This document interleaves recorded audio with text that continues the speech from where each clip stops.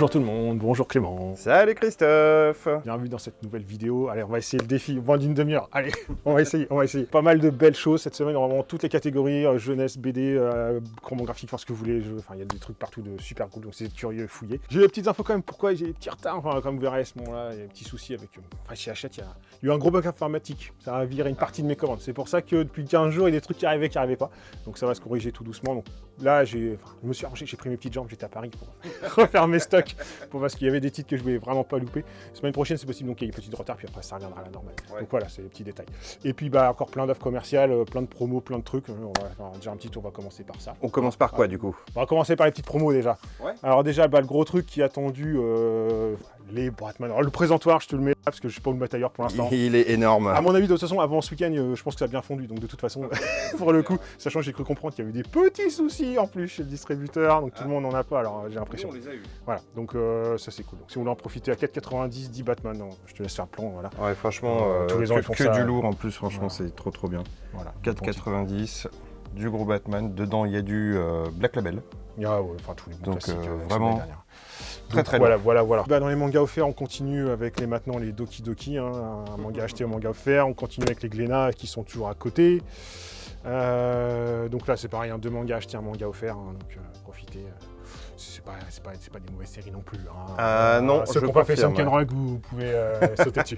C'est clair. Voilà. Donc dans les OP plutôt coolos, c'est encore Picard, un manga acheté, un manga les nouveaux. Et c'est pareil, c'est pas de la merdouille. C'est clair. La Visoire Toilette, Boone, Bullock et Fairy Tail 100 ans. Et les cartes essentielles. Franchement, efficace. Hein. La panel d'offres en ce moment, je sais plus où mettre les présenteurs. Donc voilà. Bon, allez, il reste un peu de lacet aussi, quand même. Ah oui, exactement. On précise. Ouais, ça part vite. Ça part super vite. Heureusement, j'avais du stock, mais ça part vite. Ouais. Ça plaît bien les lacets. Ça plaît bien. Profitez-en. Bon, allez, on va attaquer le manga. Alors, bon manga, on avait zappé la semaine dernière les grands formats. On était passé devant, donc il y a quelques titres qu'on avait zappé. Le Frankenstein et le Rakai Blue. Ouais. Moi, ça me le temps de lire les... Enfin, j'avais lu, mais Frankenstein. Tiens, on va commencer par là, si tu veux. Le Frankenstein, c'est du Ito. Donc, en fait, c'est une grosse... En fait, t'as une grosse histoire, on démarre chez Frankenstein, puis après, t'as une petite histoire courte.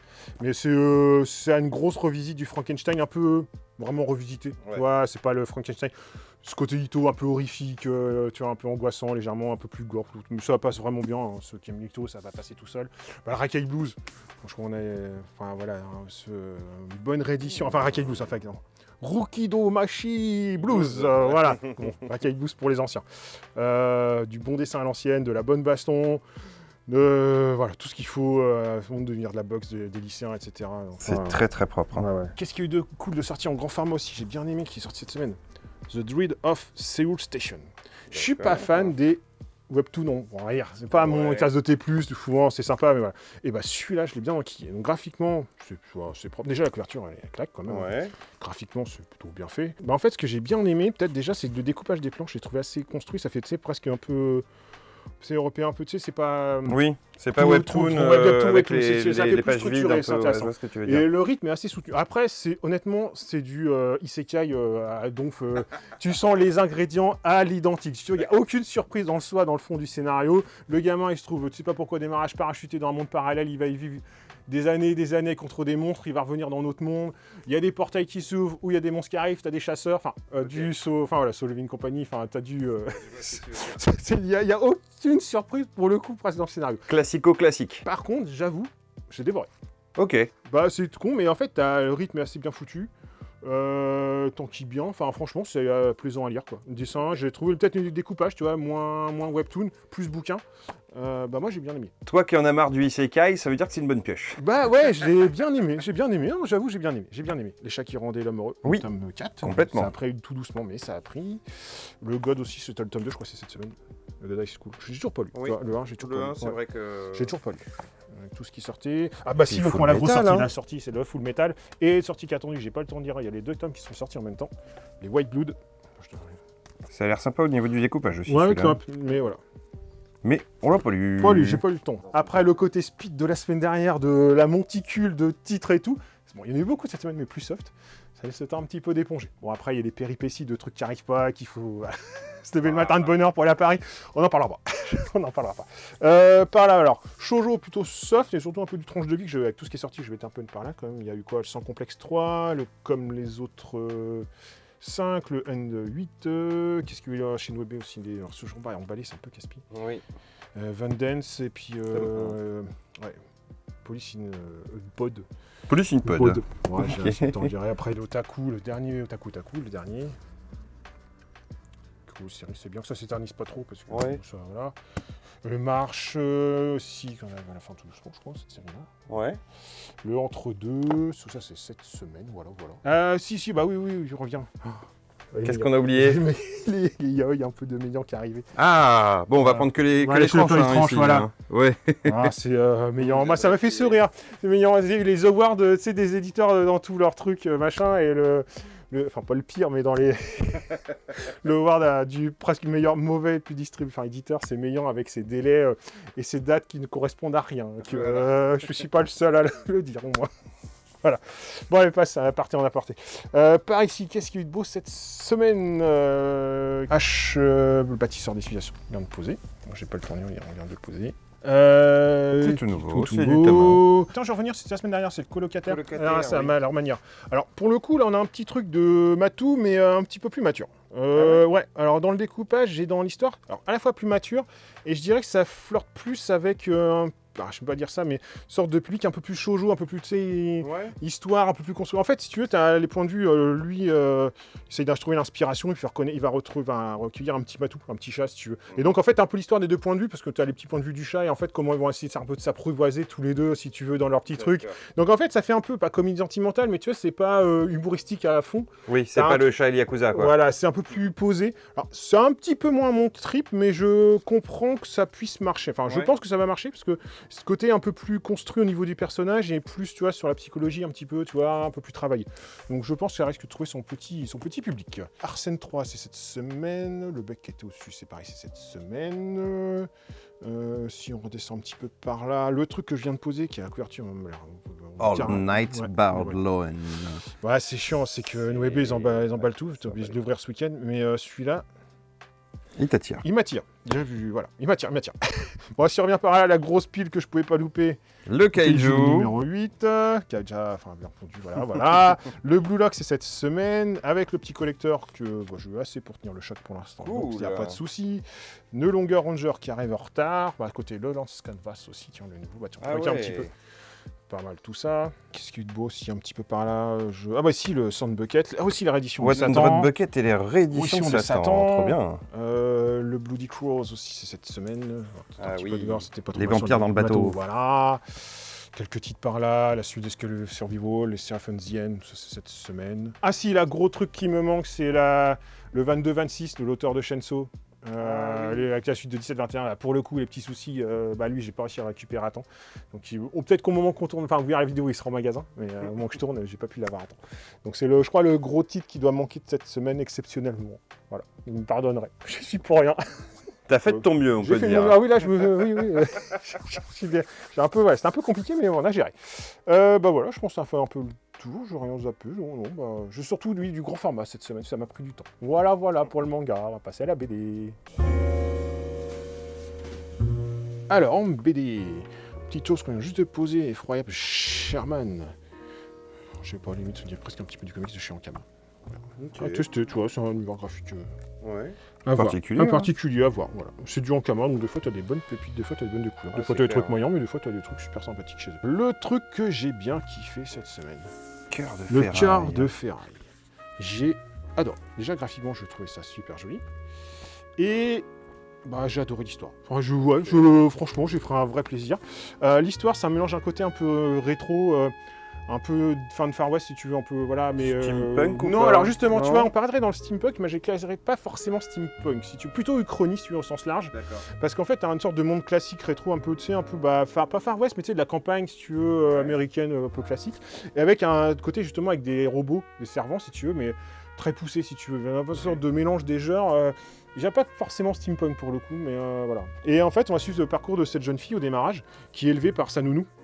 qui est là. Et en fait, sa maman en a marre que passe son temps un peu avec sa nounou dans le virtuel, si tu veux, parce qu'en fait, tu vois, ils sont avec un peu des écrans et des machins, quoi. Ah ouais, d'accord. Un style vraiment, tu vois, t'as des choses... Ah oui, on n'est pas dans ce que je veux dire du tout. Tu vois, regarde, typiquement, tu vois ce que je veux dire, t'as vraiment le côté rétro de la carriole dada et t'as des hyper connectés. En fait, ça fait un décalage entre les deux, mais qui fonctionne très bien. Et en fait, cette jeune fille-là, en fait, si tu veux, élevée par sa nounou, robot, et en fait, sa maman, en fait, à un moment donné, a un petit peu marre qu'elle passe son temps avec sa nounou, et donc, en fait, elle décide un petit peu de répudier, enfin là, de renvoyer la nounou en robot pour qu'elle s'offre, enfin, voilà. Et à ce côté-là, tu as ce petit garçon qui est dans l'école. Au départ, je comprends pas tout. Pourquoi il essaye pas de la protéger, mais tu vois, il est un petit peu attentionné, tu vois, tout doucement, il sent pas trop. Et en fait, voilà, on ne peut pas trop spoiler toute l'histoire, mais en fait, il se passe des choses, et en fin de compte, il y a un petit truc, un petit machin, qui met le lien entre les deux personnages, parce qu'au début, elle peut pas trop l'encadrer, si tu veux.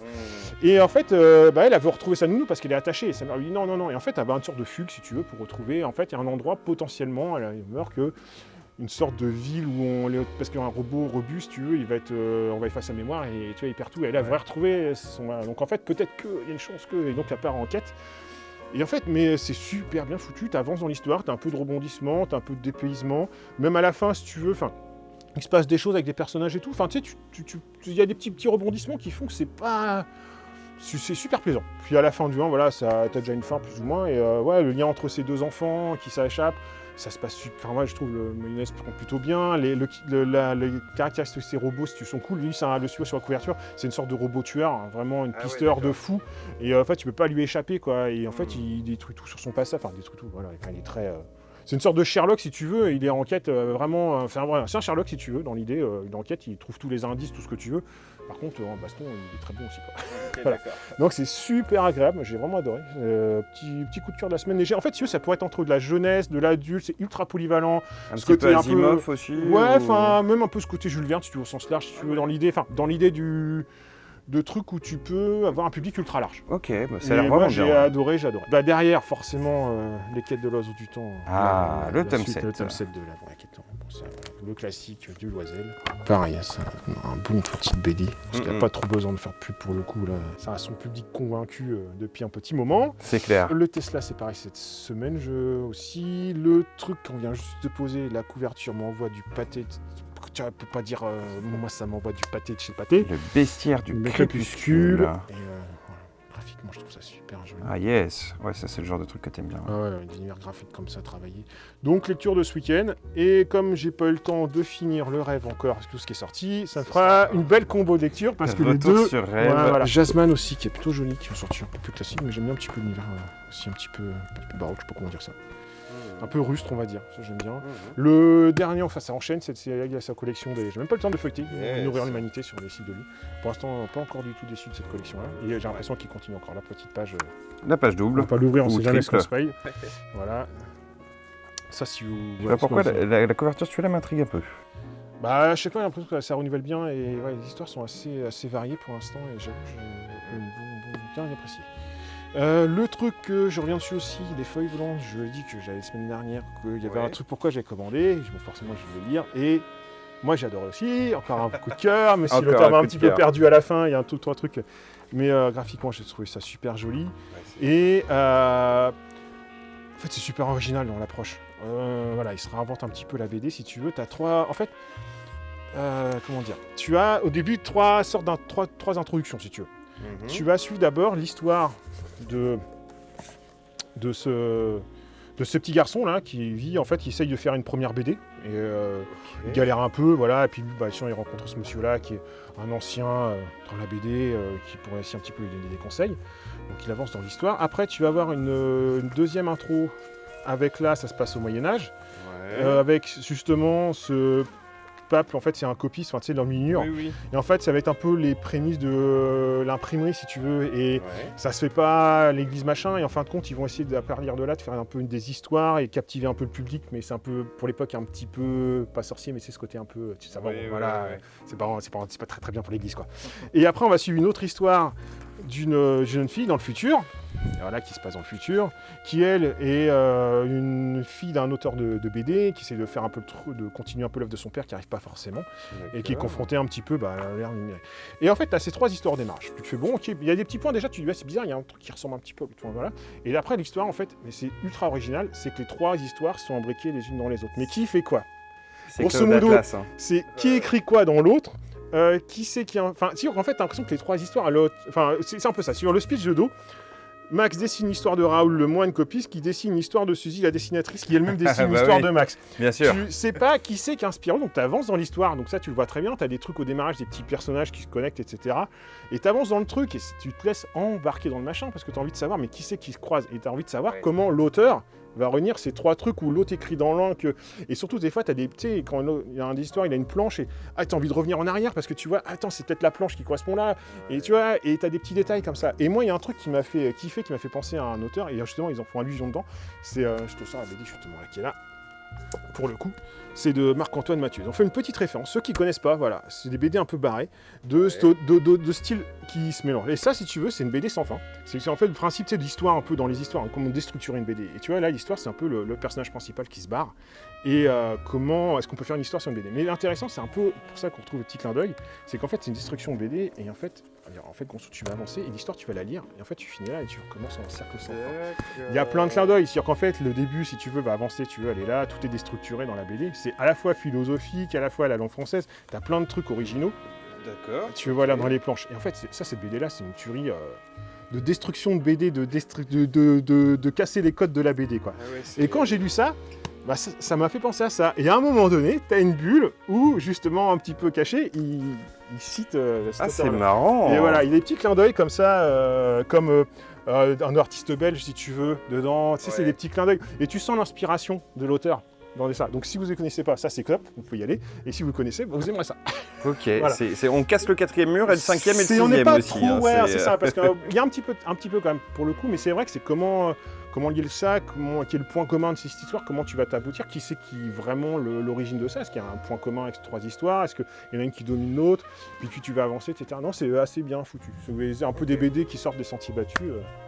C'est plutôt cool aussi. 2e coup de cœur de la semaine. Ouais, en BD, ouais, c'était pas mal. Qu'est-ce qu'il y a eu d'autre cette semaine aussi ? Je te laisse sur le Serpent Dragon, encore un petit peu de BD, un peu aussi de page intérieure. Encore des BD un peu celles qui aiment bien les carnets de voyage. Plutôt joli. On verra la semaine prochaine si j'ai le temps. Un truc aussi qui me titille pas mal, de Fabien Toulmé. En lutte, qui avait fait... pour ceux qui connaissent, ce n'est pas toi que j'attendais, que j'adore, sur une BD, sur un papa qui trouve avec un enfant un peu gay, et l'Odyssée d'Hakim. Et là, 3 petites histoires courtes sur différents points de vue. Vu ce que j'avais bien aimé, c'est ce qu'il avait fait avant. Tu vas te lancer là-dessus. Ça sent des chances pour la semaine prochaine.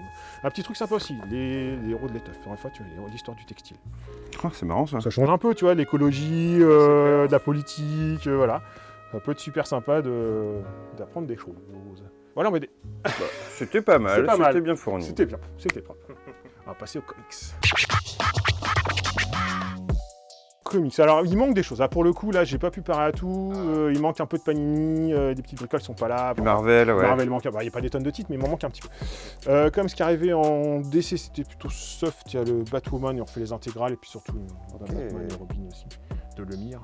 La couverture, j'aime bien l'aquarelle. Ouais. Ça passe bien.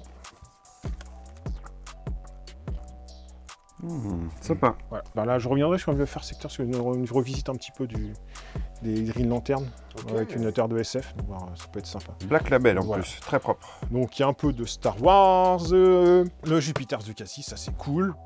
Ouais. Je vais remettre le nez dedans parce que ça c'est cool. Le Metal Hurlant qui devait être la semaine dernière, qui est pour le coup qui arrivait juste là. Voilà, super. Le 3e volume 3.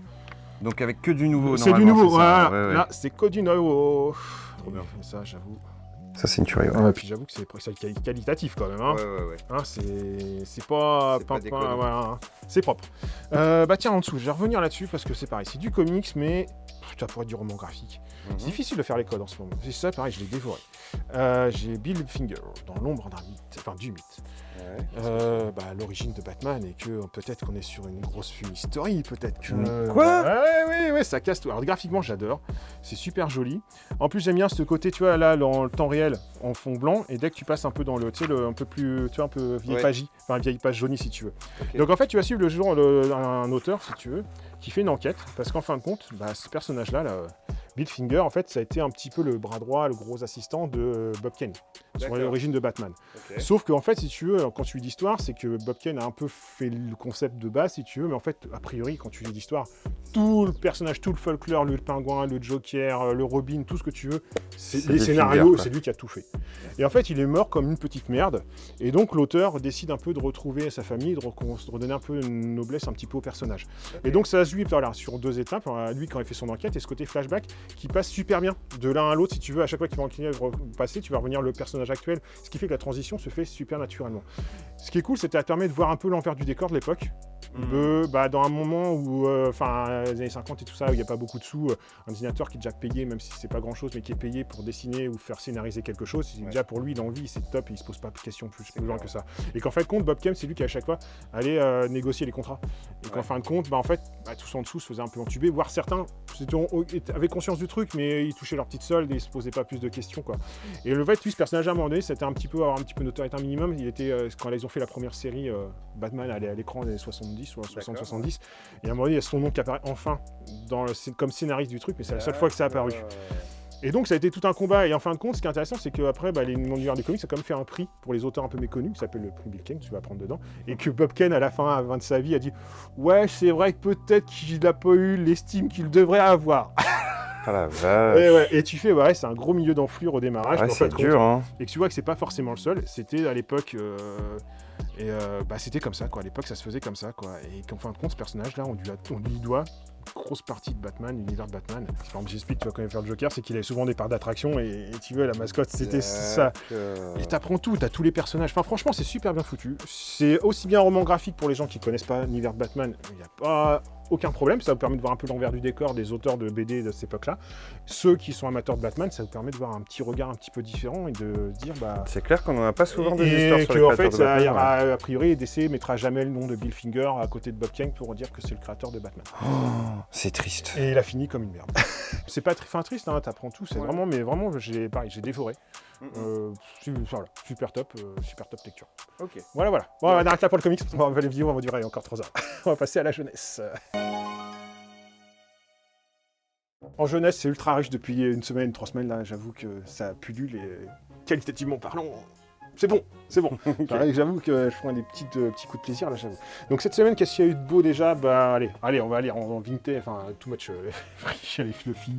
Ça marche toujours. Allez, le petit coup de queue. Raoul, le chat de... Yes le chat de Léonard. La suite des Sœurs Crémier, pareil, c'est super joli avec Barbucci au dessin. Et graphiquement, c'était super joli, l'histoire de ces 3 sœurs. Je vais remettre un petit peu le nez dedans, parce que je ne me souviens plus par cœur pour le coup là, des premiers. Ça me permettrait de remettre le nez dedans. Mais ça, c'était pareil, ça c'est vrai, j'avais bien aimé le premier volume, j'avais bien kiffé, quoi. Ouais. Qu'est-ce qu'une neuf cette semaine, la Moira aussi. Alors ça, c'est un truc ovni, je sais pas, j'ai reçu un bouclier à vernis, une Reddit un peu spécial avec du bonus, mais en fait, il est pas commandable, j'ai pas trop capté, hein, j'avoue que j'ai pas trop compris, hein, c'est du Astérix classique, vous avez un petit truc, des petits goodies. Des petits trucs en plus à la fin, d'accord. Mais j'ai pas trop suivi si c'est sorti officiellement ou pas, je suis pour le coup là. Le sortilège de Zara, tome 2 aussi, qui est sorti. Une petite jeunesse. Ça, on vient de les poser, donc j'ai pas le temps de les lire, mais tout ça, c'était les tomes 1 et j'avais apprécié tous les tomes 1 de ce truc-là. Donc ça, j'avoue que c'était cool. Par contre, j'ai enquillé ce qui manquait la semaine dernière. Allez, on va commencer à la limite par Tête de Pioche. Allez, celui-là, c'est le plus junior de la bande. C'est pareil, graphiquement, c'est super joli, c'est hyper mimi, c'est hyper coloré. C'est tout mimi, là, on a un public assez jeunesse. Presque improbable d'une jeune fille qui vit avec sa mamie dans le Grand Nord et qui décide un peu de retrouver sa maman. Elle a une lettre de sa maman qui fait des concerts dans l'autre bout du pays ou dans le Bayou à la Nouvelle-Orléans, et donc elle décide de fuguer pour retrouver sa maman. Bon, la gamine, elle haute comme 3 pommes, elle fugue, elle parle aux animaux, voilà. C'est super attachant, mignon, quoi. Elle porte bien son nom de Tête de Pioche. Ouais, de 8-10 ans, si tu veux, ça passe tout seul, c'est tout mimi. Voilà, bon, d'accord, cette fille qui va traverser le pays, qui parlait des crocodiles, c'est tout, voilà. Franchement, ça se dévore tout seul, hein. C'est vraiment jeunesse, quoi, mais c'est tout mimi, quoi. Ça apparemment, c'était tout mignon. Et l'autre truc que j'ai adoré cette semaine aussi, je reviens dessus, c'est le Jardin des Fées. Je reviendrai dessus, ouais, c'est vrai, ouais. Parce que ça méritait une lecture approfondie, et j'avoue que graphiquement, c'est super joli. Magnifique, ouais. Et t'as une vraie histoire de cette jeune fille, voilà, qui va chez son oncle mal accueilli, et que voilà, rapidement elle va avoir des faits, il y a des trucs, elle va comprendre, il y a des trucs qui se passent. Elle n'est pas là que pour ça, sa mère lui écrit avec une lettre, si tu veux, un peu magique pour pas qu'on sache ce qu'il y a. Rapidement on comprend qu'il y a un truc où ils mettent des gants, etc. Enfin, il y a plein de choses, des ingrédients si tu veux, de vrai du faux, pourquoi tout ça, elle a une sorte de malédiction, pourquoi elle voit peut-être des choses que les autres ne voient pas, elle arrive à voir les faits que tu ne vois pas, et ce principe de gardien. En fait c'est ultra riche. Il y a du lore quoi. Ah ouais, c'est ultra riche, c'est ultra bien fait, c'est graphiquement, voilà, c'est propre. Et on va suivre un peu les péripéties de cette jeune fille-là dans cette famille, avec un peu ce côté un peu, tu vois, elle va retrouver un vieux bouquin, ce côté un peu la bague pour apprendre un peu plus des choses. Je vais pas dire spoiler plus parce que, mais franchement agréable, super riche et vraiment ultra intéressant. Plus que l'autre, on est plus dans un petit peu plus ado quoi. Ouais. Mais ultra riche de savoir un peu les péripéties de cette jeune fille-là dans cet univers magique avec cette famille qui, malheureusement, peut-être une malédiction sur elle. Okay. Voilà, je vais pas en dire plus. Qu'est-ce que le truc concerne les espions de famille? B707 ne répond plus. Ouais, rien du classique. Ouais, quand vous posez aussi. Moi, le dessin, il me fait triper. Ouais. Le jeunesse humour, quoi. Ouais, voilà. Bah, qu'est-ce que d'autre? Non, c'est bon. Je vois Yotrop, j'ai pas eu le temps de le finir, donc on parlera la semaine prochaine. Voilà. Bon, c'est bon pour la jeunesse. On va passer au jeu. C'est parti. En jeu, ça va être semi-soft, parce qu'avec le jour férié, au moment où on tourne la vidéo, on n'a pas été livré, et puis de toute façon, il n'y a pas des grosses sorties cette semaine. Ouais. Donc, on enquillera tout ça pendant la semaine prochaine. Il y aura quand même deux petites pépites quand même, que j'ai le temps de jouer quand même. Allez, on va commencer par le plus petit. Deux pépites. Enfin, le petit jeu facile. La pépite, c'est l'inspecteur Leclerc. Un petit jeu. Grosso modo, pour la mécanique, ce qui fait penser, ça fait penser un peu à les Similo. Un petit peu dans l'idée. C'est un peu débusqué à des indices. En fait, grosso modo, tu vas sur la table. Donc, c'est tout simple à jouer. Hein. Donc, ça, c'est pour dire les indices. Donc, ça, c'est le numéro des lions. Tu as plein de cartes. Tu vois, imprimer des deux côtés. Tu en mets 5 au hasard. Hein. Tu en mets 5 comme tu veux. Hop, là, voilà. Tu peux mettre dans le sens que tu veux. Enfin, voilà. Tu en mets 5. 1, 2, 3, 4, 5. On tire l'enquêteur. On va tourner à tour de rôle. D'accord. Voilà. Va tirer un numéro. Donc, tu vois, 1, 2, 3, 4, 5. Il n'y a que lui qui sait. Tiens, on va faire deviner. Là, on doit faire deviner le mot 4. Bon, il n'y a que moi qui le sais. Il n'y a que moi qui le sais. Tu as des dés. Avec plein de faces, c'est plein de choses. Donc au début, tu n'en prends pas tout, tu en laisses 3, tu en prends 5. Tu lances tes dés. Et les autres joueurs, coopérativement, vont devoir... le joueur, lui, le capitaine, va prendre un dé. Alors nous, si le mot 4, c'est le tapis. Donc tu vois, il faut que je trouve un point commun avec là-dedans tapis. Tu vois, c'est pas forcément évident. Ouais, je machine à laver, voilà. Dire que là, okay, donc tu veux, là, en fait, ça veut dire qu'il y a un point commun avec ça, et en fait là les autres joueurs vont se concerter, ils vont devoir commencer à éliminer quelque chose. D'accord. Donc tu vois, machine à laver, ça pourrait être aussi ça, parce qu'il faut laver ça, etc. Donc tu vois, ça fait des taches rouges, allez, on va peut-être enlever la casserole. D'accord. Tu vois, et après, donc grosso modo, on reprend un dé, on relance, et ainsi de suite. Et en fait, on va éliminer comme ça au fur et à mesure. Ok. Après, ce qu'il faut regarder aussi, c'est peut-être les dés que moi je vais pas utiliser, pour mettre là-dessus, qui peuvent aussi dire les indices si tu veux. Donc ça a ce côté un peu sémilo, tu sais, tu vas au fur et à mesure enlever.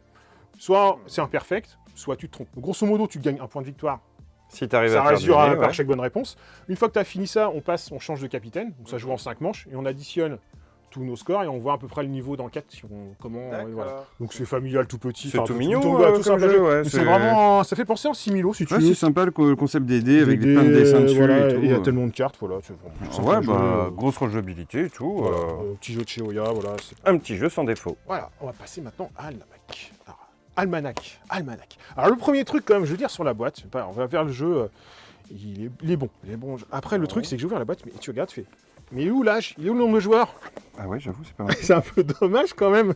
Tu s'achètes une boîte, tu sais pas quoi t'attendre. Tu sais pas, alors t'as le concept, mais tu sais pas ça joue à combien, difficulté, faut que tu ouvres la boîte. Et alors la réponse? La réponse, ça joue de 2 à 4, familiale et une bonne heure, une grosse bonne heure. Ah ouais, il vaut mieux le savoir quand même, voilà. C'est vrai que c'est dommage. En fait, c'est un livre-jeu. En fait, je livre-jeu avec placement d'ouvriers. Ah bon? Et c'est super sympa. En fait, l'idée est super originale. Donc en fait, tu commences avec le premier monde qui est ici. Chaque joueur a sa petite caravane et ses petits meeples. D'accord. Voilà. Donc en fait, c'est du placement d'ouvriers. En fonction que tu vas placer tes zones, tu vas... Alors je montrerai dans le... C'est pas compliqué au niveau des actions. Hein. Tu vois, pour la petite action, tu as des petits paravents. Pire, c'est bête, c'est les petits paravents, c'est marqué les petites actions que tu veux. Les zones, ce que ça fait. D'accord. Donc en fait, selon que tu vas, tes placements d'ouvriers. Le but de ces placements d'ouvriers, ça sert à quoi? C'est qu'au début de la partie, on va mettre des cartes sur le dessus. C'est des caravanes qu'on peut acheter. Des caravanes qu'on peut acheter. Ouais, ça, c'est des contrats. On verra après. Et tu as des caravanes pour agrandir ton truc. Donc, en fonction du nombre de joueurs, tu en mets en fonction du nombre de joueurs. Ok. Donc, voilà. On commence comme ça. Donc, l'idée, c'est que tu vas pouvoir miser tes petits meeples où tu veux pour soit récupérer des ressources que tu vas collecter, garder, soit pour les dépenser, potentiellement pour acheter des nouvelles caravanes qui vont pouvoir donner des points de victoire, des points de défense et des petits meeples. D'accord. Tu te collectes comme ça. En fait, grosso modo, c'est de la ressource, de stocker tes ressources, dépenser tes ressources pour gagner de l'heure ou d'acheter des contrats. Les contrats, c'est un peu comme Aventurier du Rail. Grosso modo, tu achètes des contrats. Plus t'en fais, plus t'as de points de victoire. Par contre, si à la fin tu les as pas fait, tu perds des points. Tu perds. Voilà. Ok, d'accord. C'est le même principe. Très simple. Donc en fait, tu as 6 actions. Hein, tu as 6 placements d'ouvriers si tu veux. Je prends des ressources, je les transforme, je les dépense, j'achète des contrats. Ok. Voilà. Une fois que tout le monde a joué, ce qui est intéressant. Tu tournes la page. Ouais, c'est pas aussi. Enfin, tu tournes la page, mais voilà. Alors, tu as une petite phase déjà de nettoyage, et en fait, tu vas pouvoir te faire attaquer. Donc, déjà, chaque joueur pourra se faire attaquer en fonction de sa caravane. Donc, tu vois, tu as des valeurs de défense. Donc, déjà, tu peux te protéger. Et donc, les attaques, tous les tours, on va tirer. Des cartes événements, en gros. Des cartes événements. D'accord. Et on va voir, il y a une bonne rejouabilité grâce à ça. Tu vois, tu as plein de cartes événements. Donc, là, niveau 1, on va voir ici, c'est que la première tour, tu es sur la page A. D'accord. Mais on n'en prend qu'une. Donc, tu vois, des cartes A, tu en as plein. Ouais. Donc, déjà, tu vas en jouer qu'une. Donc, il va donner des malus. Chacun va se défendre en fonction de ce que tu fais. Tu gagnes ou tu perds. Donc, déjà, chacun gère son petit truc si tu veux. Et le joueur qui a la majorité, enfin qui est le plus premier joueur, va décider ensuite, est-ce qu'on va à la page 2 ou à la page 3 ? Tu changes de page selon ce que le premier joueur a choisi. Et là, tu changes de plateau de jeu, de mécanisme de jeu. Et chaque plateau a sa propre mécanique. Alors, tu enrichis un peu le jeu au fur et à mesure. Tu vas pouvoir, à la fin du tour, miser de l'argent, face cachée, pour récupérer le premier joueur, pour dire, maintenant je vais être premier joueur, parce que moi, je vais avoir ça.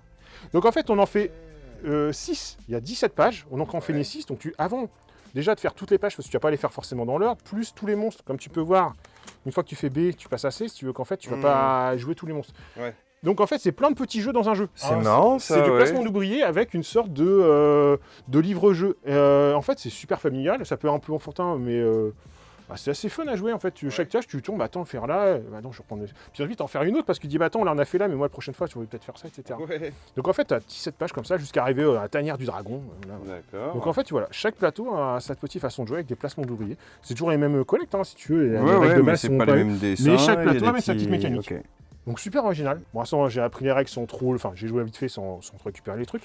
Mais on va le tester juste, on va le tester après. Ouais, à tester ce soir, ça. Mais j'avoue, voilà. Bien sympa. C'était un peu le matos, puis après t'as du rangement, t'as tout ce qu'il faut pour les mettre dedans, un thermoformage, ce qu'il faut. Et après il y en aura d'autres qui vont suivre. Ah bah tu sens les extensions quand tu vois la boîte. C'est déjà prévu, alors je sais plus l'auteur s'il a fait d'autres, il est connu mais j'ai un trou de mémoire. Voilà, bah on va pas plus sur les jeux. On rappelle juste la petite sortie de Donjons et Dragons demain quand même. Oui, Magic, oui, pas bien quand même. On a tout ce qu'il y a, il reste des packs d'AP, les bundles, les decks et tout ça c'est bon. Il y a tout ce qu'il faut. Et puis voilà, puis on verra ce qui arrive demain en jeu, on en reparlera la semaine prochaine. Ah aussi Warhammer quand même, on a reçu la semaine dernière qui est arrivé avant la vraie vidéo. Chaos Knight. La grosse bébête énorme, elle est partie tout à l'heure, donc je vais pas la montrer sur la vidéo pour le coup. Ce sera la semaine prochaine, mais voilà, s'il y a du stock. La promo aussi, j'ai du restockage aussi de trône de fer. Hein. Le cercle s'agrandit. Ah bon? Ah ouais. On a des nouveaux joueurs. Yes, voilà, ça c'est l'idée, j'attends la livraison demain. Fais pas trop des gros plans, c'est moche. Voilà. Je pense qu'on va arrêter, j'espère qu'on va rester dans les 30 minutes, ça serait cool. Ouais. Je vais essayer au montage. Sur ce, on va vous laisser, on va dire merci de nous suivre, merci de partager, etc. De commenter, n'hésitez pas, là, ça fait toujours plaisir. Puis s'il y a un truc qui vous plaît dans la vidéo, n'hésitez pas à passer et à en parler. Et puis voilà, moi je vous dis bonne semaine à vous, et puis soit à la boutique, rendez-vous à la boutique, ou à la semaine prochaine. À la semaine prochaine tout le monde, ciao.